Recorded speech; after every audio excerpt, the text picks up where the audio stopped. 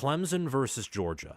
It's a neutral site, and I think the kickoff is noon Eastern Standard Time, and the game is being played in Atlanta.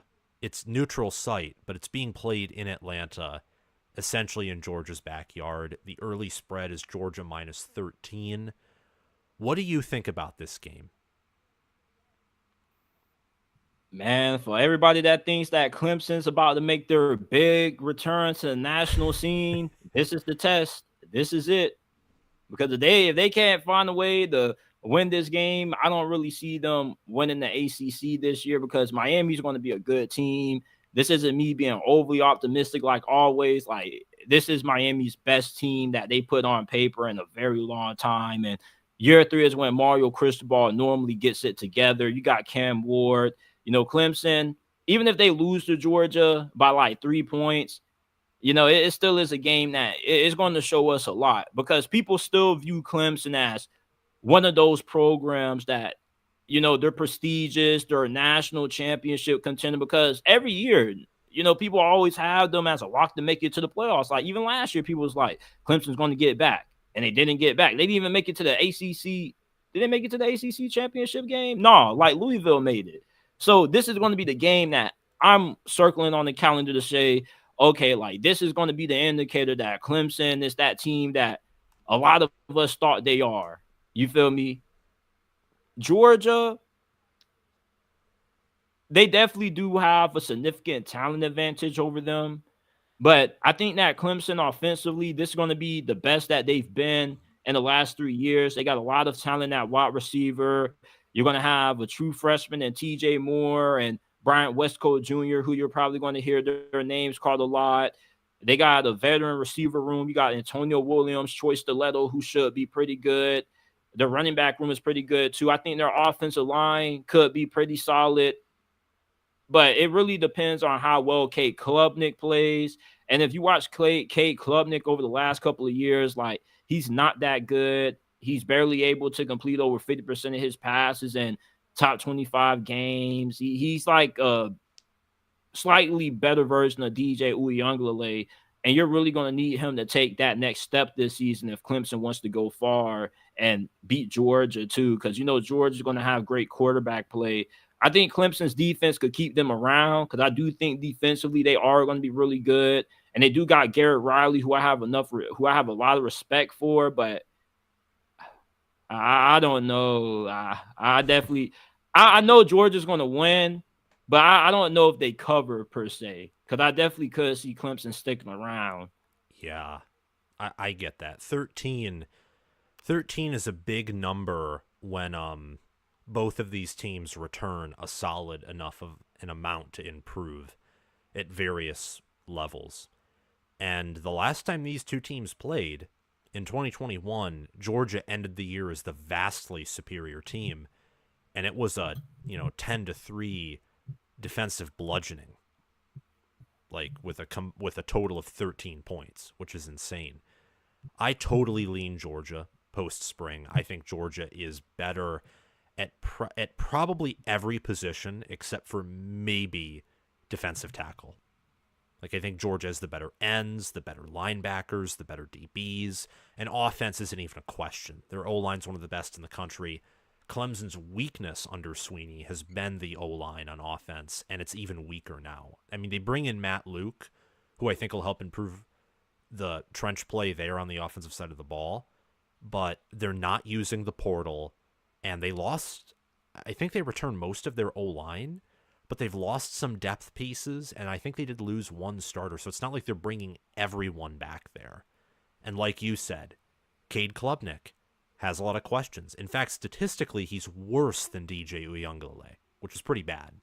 They lose Will Shipley. He's gone. Phil Maffa's good, but it would be very helpful for them to have another back to go with them. We don't know who that'll be. Jay Haynes is really they're good at running back. Like they got some backs for sure. Okay, I'll pay attention to that. Even saying that, DJ Moore and Bryant Wesco, they'll be good based off of what I've seen and what I've heard, and the fact that they're 5 stars in high school. highly recruited guys. At least one of them's going to be good based off of how 5-stars typically turn out. But they are true freshmen. So Clemson just has so many questions. They are old. They are stiff. I mean, I think Dabo Swinney's absolutely intentionally drowning the program. And Kirby Smart, while he's not buying his roster, in my opinion, he's using the portal supplementally, he's recruiting the best in the country. He's developed at one of the highest levels in the country. His program right now is the best in college football. And in terms of wins, losses, and achievements, it's been the best program since the COVID year.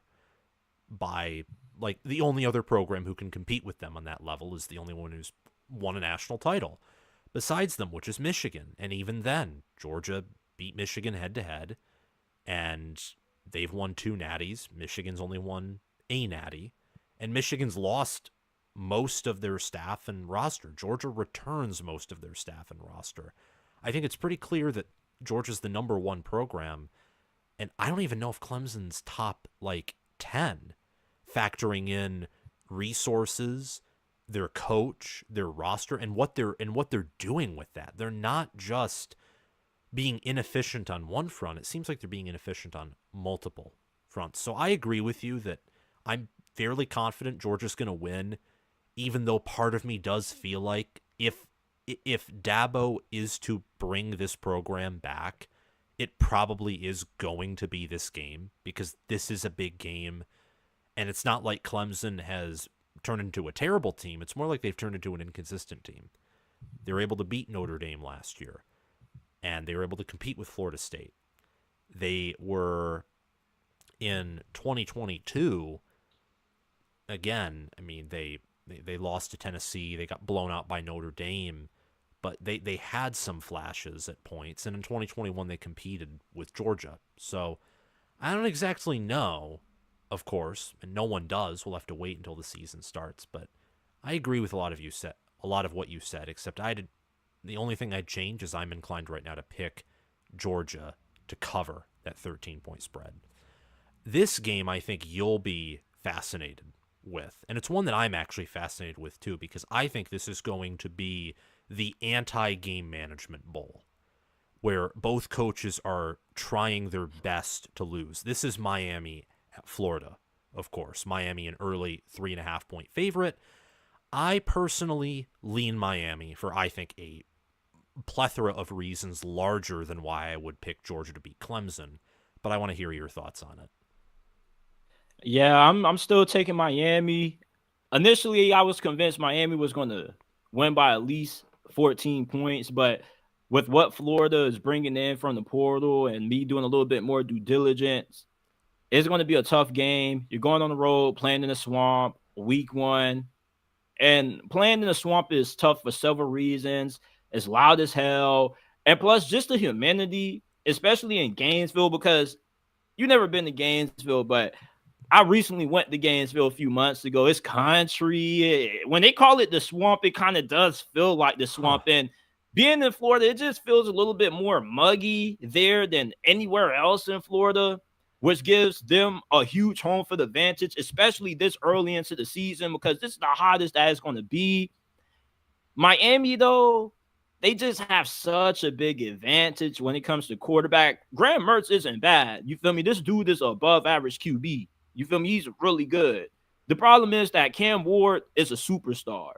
And people think that this game can be close because Cam Ward has to learn new teammates, a new system, but he's played in an air raid system everywhere he's been, from Incarnate World, FCS, to air raid offense, following his head coach from Incarnate World to Washington State. And now with Shannon Dawson running an air raid system too, you know, he's pretty much in the same offense, all 3 schools that he's played at.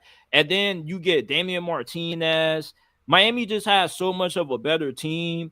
But where Miami's weakness does lie is the secondary. There is some concerns there. And Graham Mercer is a good enough quarterback, and with how deep they are at receiver, they definitely could exploit that.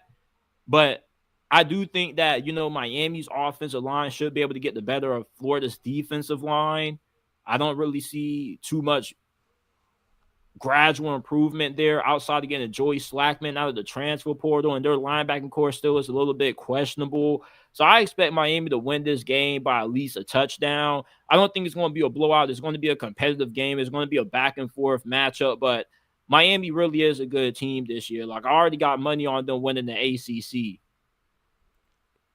Oh, look, if Miami is going to start a run where they win the ACC, it starts here, because they have a very easy schedule. Miami does. But this is one of those games where you circle in the preseason, and this is a test. This is a week 1 test. Cam Ward, it's interesting because he actually was less efficient than Mertz in QBR, but I think with a better supporting cast, and like you said, same overall scheme, of course with differences, but same overall scheme.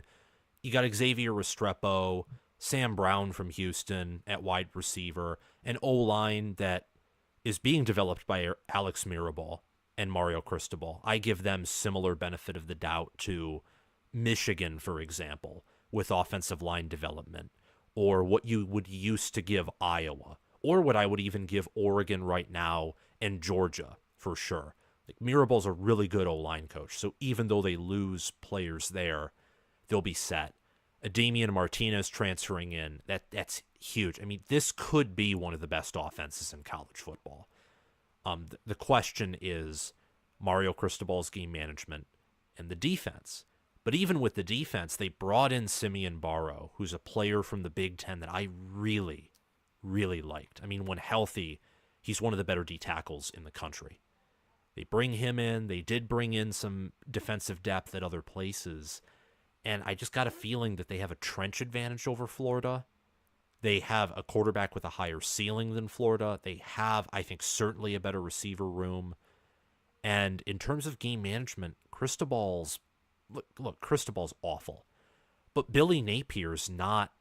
I mean, this isn't like we're not talking Mario Cristobal going up against let's say Kirby Smart or Nick Saban or even Kalen DeBoer, who I think is probably one of the best, if not the best schemers in the country. Or he's not even going up against Steve Sarkisian, who has had some bad game management games, but also has had some impressive ones, like beating Alabama. Or even Josh Heupel. Like, Billy Napier's toward the bottom of the barrel in the SEC in game management and efficiency. 3.5 point spread. Would you take Miami to cover confidently? Absolutely. Yeah, absolutely. Positively. The thing with Mario Cristobal that separates him from Billy Napier is that he's not afraid to make changes. You know, he looks at himself in the mirror. He knows it's not working. He changes it. It was a narrative that, his offense was too old school. And people still think that Cam Ward isn't going to get developed properly because they're stuck in, 2019 or, what he did with Justin Herbert. But he has a way new different offensive system now. You got Shannon Dawson, who's an air raid guy, spread 4, 3 wide receiver sets. And that's really different from what Mario Cristobal has been accustomed to running in the past. So that shows you that he's not afraid to make changes there when it comes to his offensive philosophy. And that Georgia Tech loss was a really big turning point for Mario Cristobal as a coach. Like, after that mishap, he apologized to the players in the locker room. Like, took accountability, said, my fault. Like, I let you guys down. You feel me? I have to be better. Yeah. And it's just one of those moments of growth that you need as a head coach that we haven't seen out of Billy Napier, apparently, because this fool's still calling the plays. Yeah, it's ridiculous. Yeah, I think Mario Cristobal is a lot like James Franklin. Like, they'll forever have issues with game management, but they're not stiff enough to be terrible coaches, because Franklin's made routine changes at Penn State. The problem is just particularly in big games. Although I think Cristobal, it's more even. Like, it's small teams, maybe big teams as well. We'll just have to see. I certainly would agree with you, though, that I think Miami's going to cover this game. I don't think it'll be a blowout by any means, but it's easier for me to see Miami winning by a touchdown, maybe 10 points, or something along those lines. Next up, this is a night game in week 1. A Notre Dame at Texas A&M. The spread, by the way, is even. No one's favored in this game. And this is with Notre Dame being viewed unanimously as a top 10 team. And A&M, by most people, I think is either borderline top 25 or not ranked. What's your reaction to that? That spread? This is a big game for both of these coaches.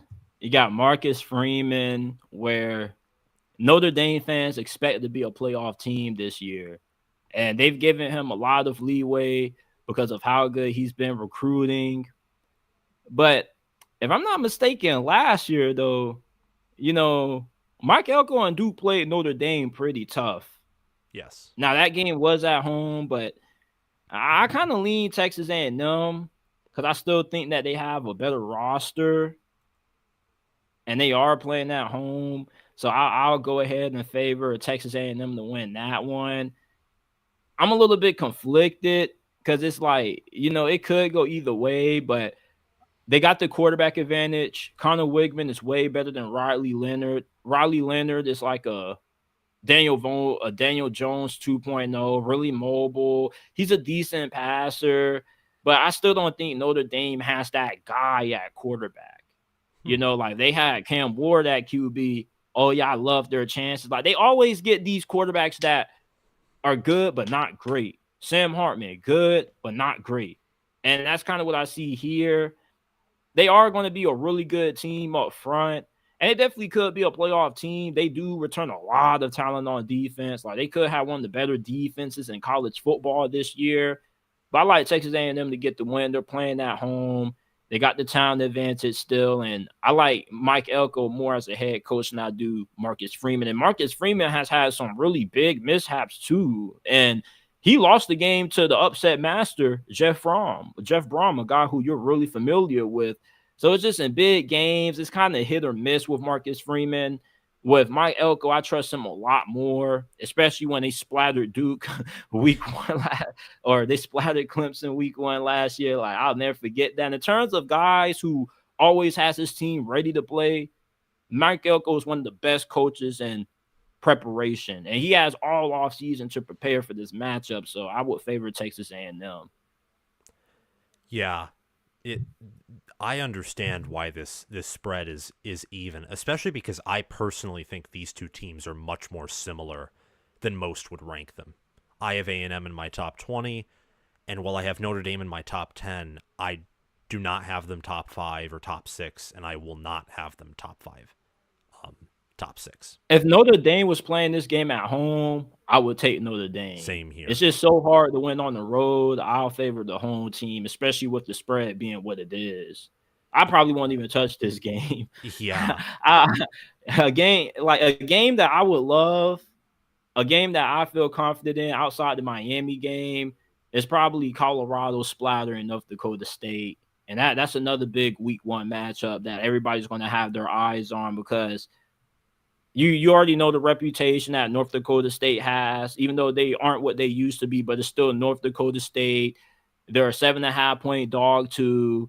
And, this is going to be one of those tests for Dion. It's like, you feel me? You done brought all these guys in and, Dion expects to win the conference this year and be a playoff team. Like he's gone all in on this year. Like when he got to Colorado, his goal was never to win right away. Of course, he wanted to if that came along with it, but they were always aiming for 2024 being this year because this is the last year that he'll ever have the opportunity to coach his boys again. Shiloh graduates and Shadur is going to declare for the draft. And after that, that's it. And he's not going to coach in the NFL. So he really wants to win this season. And he's gone all in on that. So that North Dakota State game, that's going to be a game that a lot of people are going to be watching. It actually has a primetime spot too. That's funny. So that's Yeah, that's a big, believe it or not, like any game that Deion Sanders is coaching in, like everybody's going to make a big deal. Then after that, I believe they play Nebraska. Yeah, Nebraska, Colorado, and also Wisconsin, Alabama were some other games that I considered talking about on here, but I just wanted to stick with these five. Coming back to Notre Dame at A&M, I'm for now, just because of Howard Cross and Xavier Watts and Benjamin Morrison returning on that defense and their reputation on the O-line. We were talking about Miami and how I trust them with O-line no matter what they lose. It's similar with Notre Dame because of Joe Rudolph, their O-line coach. He's really good. And they brought in Mike Denbrock as the OC, and I'm not extremely high on Marcus Freeman, but I do have more of a sense of optimism with him than pessimism, especially given the fact that he was an elite coordinator who really helped keep teams elite or bring them to an elite performance on his side of the ball, the defense. I think Elko's a better head coach right now, but I'd honestly give I don't know. It's so difficult. I'd give a roster edge to Notre Dame. I think that Texas A&M still is a pretty good roster. They have Shamar Stewart on the D-line.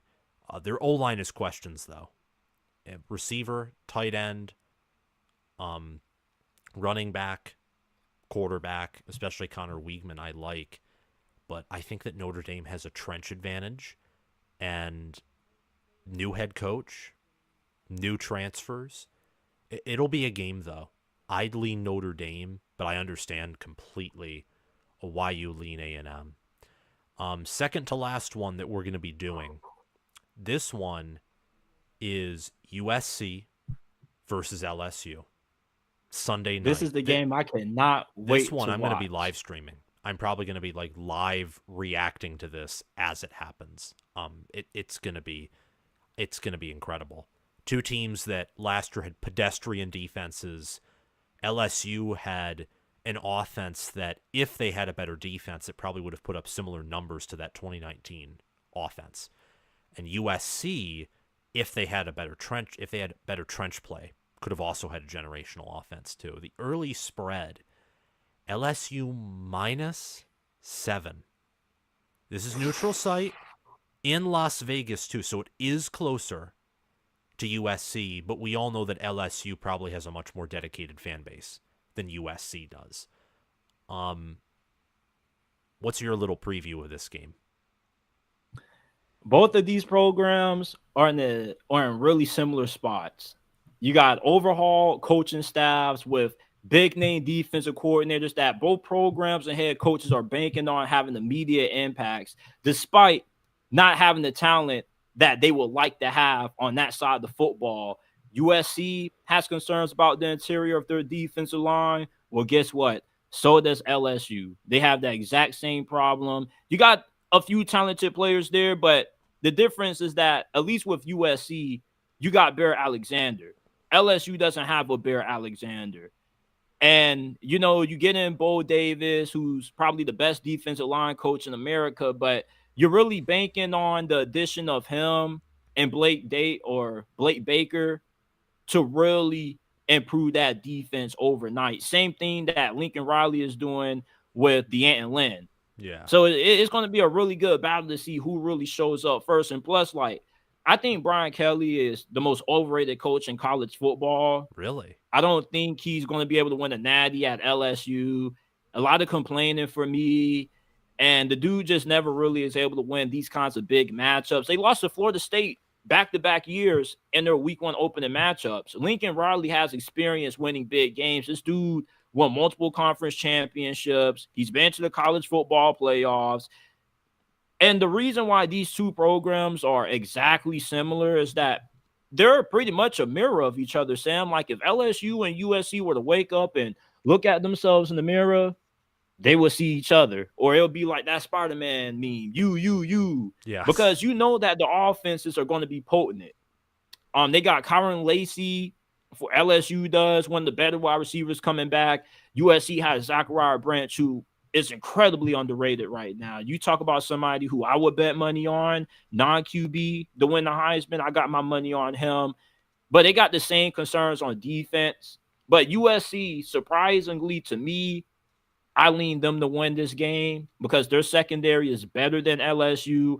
LSU is still trying to get their secondary right. They tried to overhaul it in the portal last year. It didn't work. They barely used the portal at all. And Brian Kelly was really hurt that he didn't get Dominic Williams. There's a reason why he went on that rant.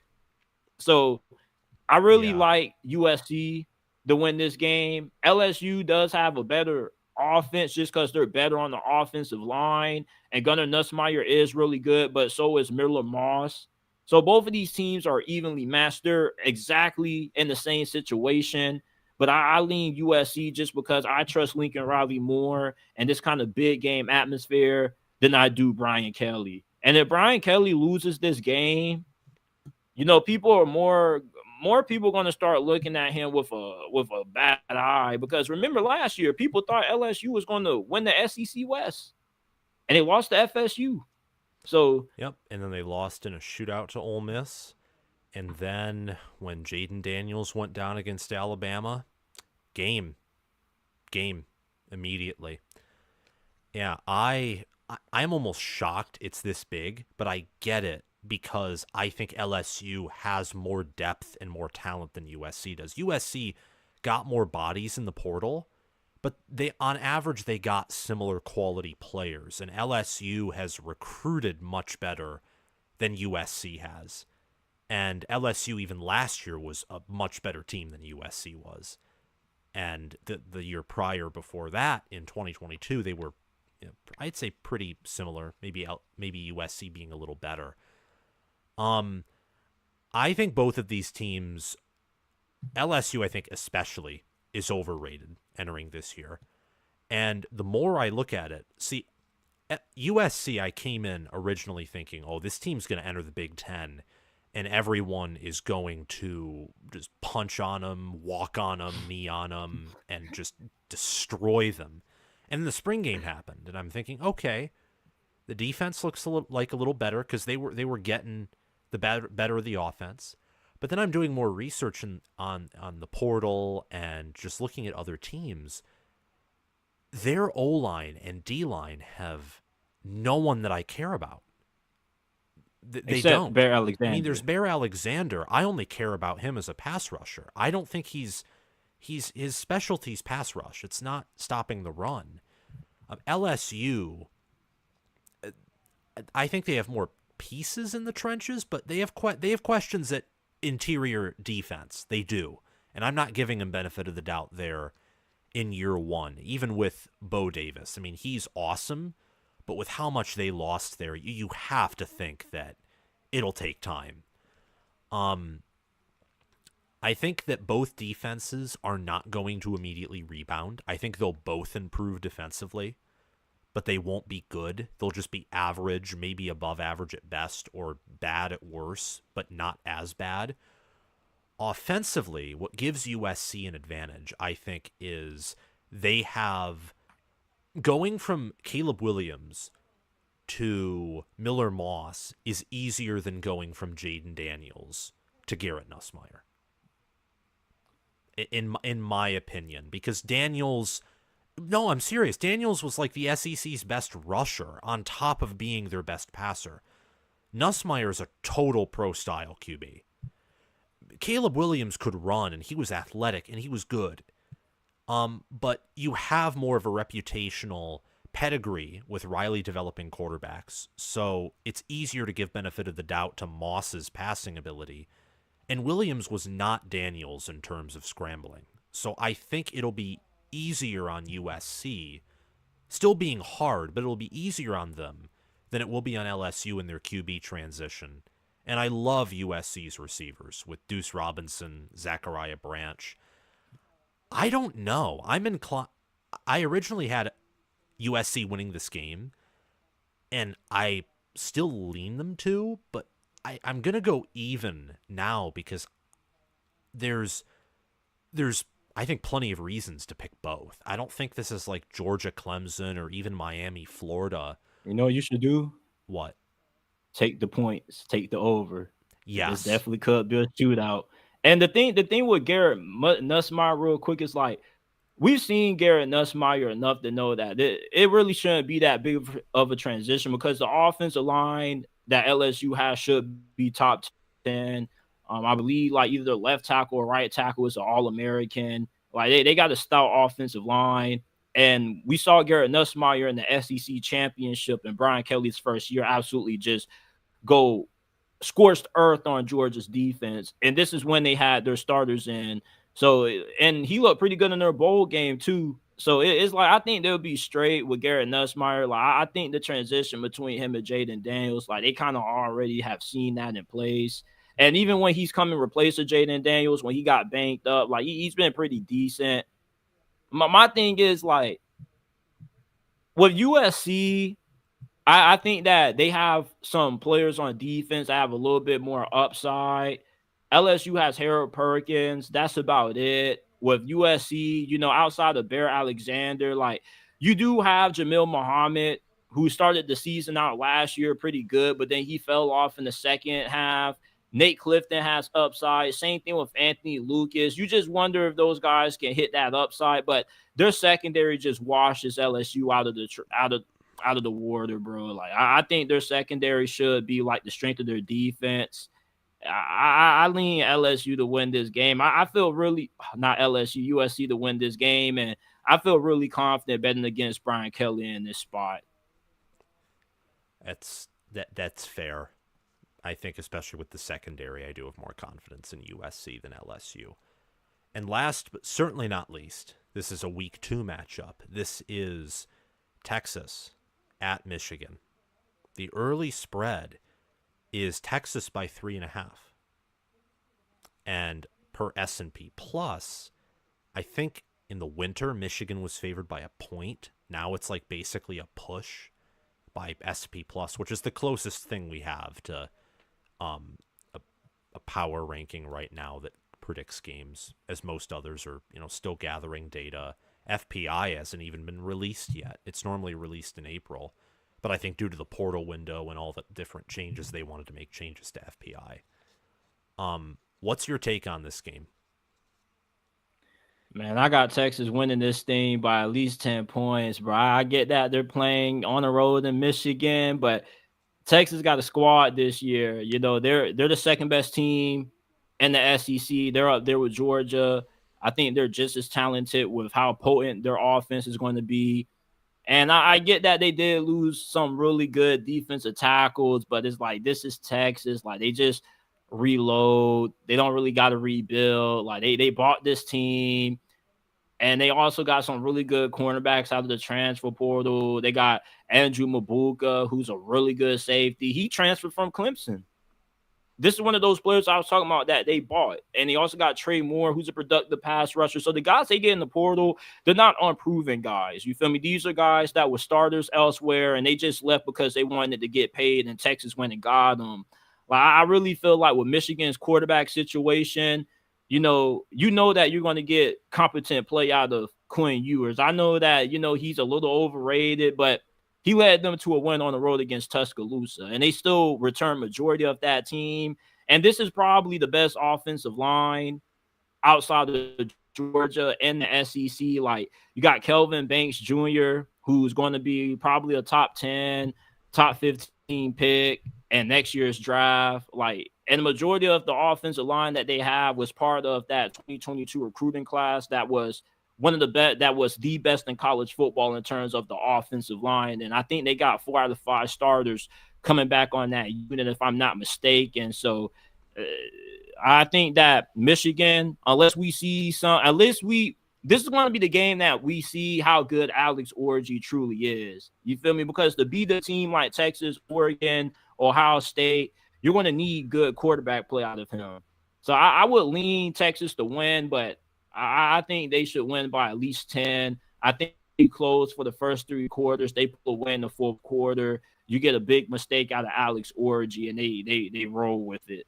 Similar to that Bama game. That Bama game was pretty fault, but then eventually Texas started to pull away. They started to body blow them, and I think that could happen also. Like Texas is just so good that I don't see Michigan just grounding and pounding them to the ground. Like Texas just has too much talent for that to happen. I'm not saying that Michigan won't have Evan Edwards.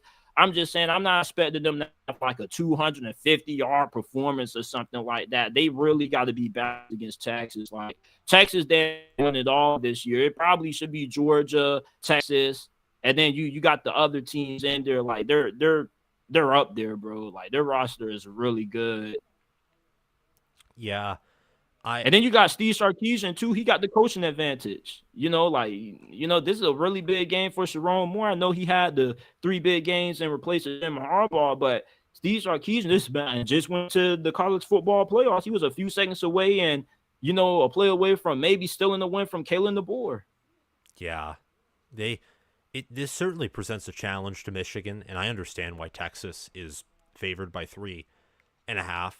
Really, what that point spread tells you is that Texas would be picked to beat Michigan by double digits on a neutral site because the Big House is like one of the more intimidating home fields, so they would get even more points toward them for playing at home. Michigan would. I have the opposite take, and it's one that's mostly based off of matchups.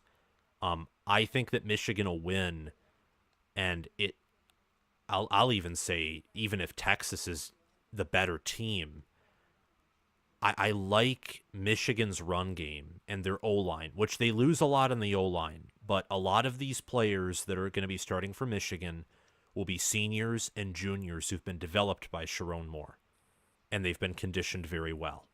And they have Miles Hinton and Giovanni El-Hadi coming back who've had some playing time, who've had some starts or contributions. Donovan Edwards, Kalom Mullings, and then Orji being a runner.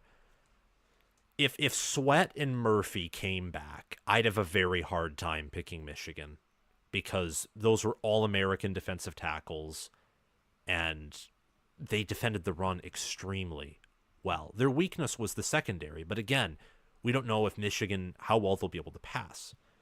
But what I do know, or that I'm very confident in, is Michigan is going to have at least a good ground game, and they could have an elite ground game. Is Jermaine Lole, Bill Norton, and Taioli Sevilla, I hope I didn't butcher any of those names, but I probably did, are they going to be as good as Sweat and Murphy on the interior?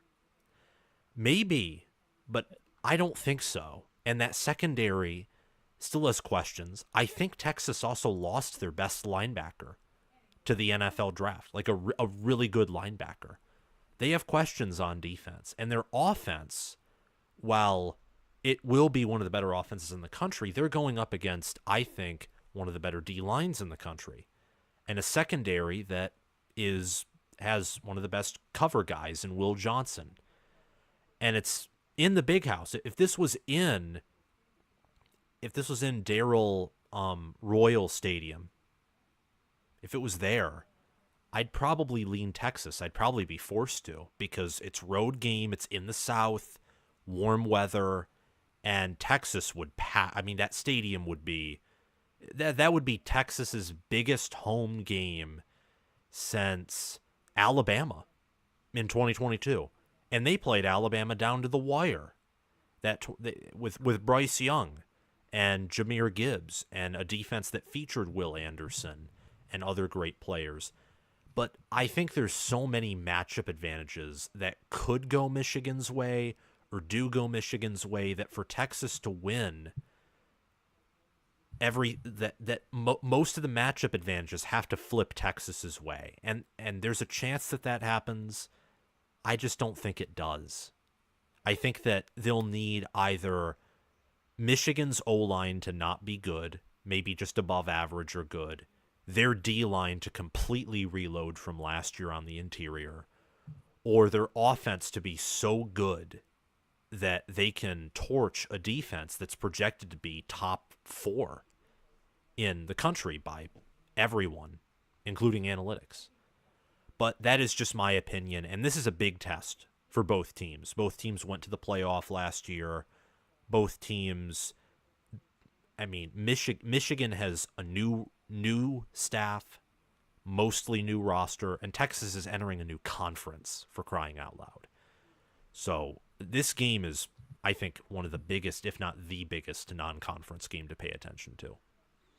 My question is, how does Michigan have so many matchup advantages, though, when they lose so much, at least defensively over Texas, where Texas has a top 10 offensive line that is unanimously ranked top 10 by majority of people, and they have a top 10 offensive tackle on Kelvin Banks. They return 4 out of 5 starters. It's like Michigan's D line is good too, but it's like I don't think that Michigan is going to train wreck Texas, because Texas is a school that does recruit 4 and 5-star athletes, and they've already been an SEC team even when they were in the Big 12. They just, prior to Steve Sarkisian, didn't have the coaching. Like I feel like there's way more matchups in this game that favor Texas than it does Michigan, but Michigan does have the home field advantage, which gives them that. But offensively, like, with everything that they have at receiver, and you losing Mike Sanders still, you still got Will Johnson. You do got some talent back there and some guys that have been really developed, but so does Texas. And plus, Texas has some guys like, the dude that they got from Clemson, Andrew Mabuka, that, he's already proven to be one of the best players in the nation. Like, I kind of feel like you a little bit underestimating Texas just a tad bit, not even a tad bit. Like, Texas really is a good team, like, and they already beaten Alabama on the road and Tuscaloosa. A lot of these players already done played in that game. Like, most of their offensive line, Quinn Ewers with the experience. Like, it's hard to be the Texas team when you have so much of an unproven commodity at quarterback that, Alex Orji is. Especially when you saw how Alabama struggled with Jalen Milroe. And this is really early into the season, too. Like, if you had Alex Orji, you would rather him play Texas late in the season than to play early in the season, because at least he'll have the ability to gain more confidence or have a little bit more experience. And this is a really tough test for Michigan. Like, I think that this game kind of does favor Texas more than you may give them a little bit credit for. But I understand where you're coming from. Like, Michigan does do a really good job of developing, but at the same time, like, so has Texas. And Texas is like, even though they lose some 2 talented defensive tackles to the league, it's like all of these guys that they have replaced them outside of the guys from the transfer portal or 4 stars or better. Yeah, I get that. And Texas returns more in production. They're going to be the more experienced team, and they might have more team chemistry. The only reason I think Michigan is more matchup But it is the advantages, big house, though. I feel you. yeah. The only reason I think Michigan is more matchup advantages is just because where they lose their talent. If Michigan brought back their entire secondary, like even Mikey Sainer still and Rod Moore's healthy, but they lose their entire 2 deep on the D line, like let's say Mason Graham and Kenneth Grant are older, well, then Texas, I'd probably pick Texas to game control them, because Texas is a really good run game. Or on offense, if Michigan returned, well, offense is more tricky just because of, well, I don't know. Like, if Michigan lost Edwards to the draft, I'd have questions. Or if it's just trench plays Michigan's specialty, Texas is probably, like, last year the reason they were so successful was because of their trench play. Like, yes, the receivers and quarterback helped, but defensively their perimeter play and secondary just wasn't good. And especially with Texas losing what they did on D tackle, it's just like where the teams returned production and departed production, I feel like outside of Michigan returning McCarthy, it couldn't have gone better for Michigan to match up in this game. But it just is. I got a question. Yeah. If Michigan wins this game, you're going to have to rely on Alex Orji to throw the football with a good level of efficiency. Like, you're not going to be able to ground and pound Texas. Like, I get they lose so much, But for them to really lose this game to ground and pound, you got to go for 200 plus on them. And no matter how much they lose, like they still do have a lot of seniors replacing these guys. Like at best, I can see you going for 150 a pop, but you still gonna need Alex Orji to make some big throws downfield. Yeah. And I don't really think that Michigan just based off. I don't really think if this game has to go in direction where they got to throw the ball to win, it doesn't lean their way. But if they can play their brand of football, and them losing 2 All-Americans definitely does hurt, and they are at home. So I definitely could see this game leading their way. I just feel like Texas, though, like, you feel me? I get what you're saying. Like, you make some good points, but I just feel like, Texas, they're a really good team, and I think Michigan has way more to prove than what Texas does in this game. But that's it. That's all I got to say. I have a hard time. It could happen just because of some of my questions about Ewers and how good I think Michigan's defense and run game will be. But I'd be inclined to say they probably can't do to Texas what Michigan's done to Penn State the past 2 years, where you just run, 40 minutes of TOP, game over. Like you'll have to have either more quarterback runs to make it a really diverse running threat, or you'll have to have more likely what you said, where you have some play actions or some clutch passes to keep Texas's defense honest, to keep them from just stacking the box every play and maybe putting enough of their good secondary players like Makuba back in coverage.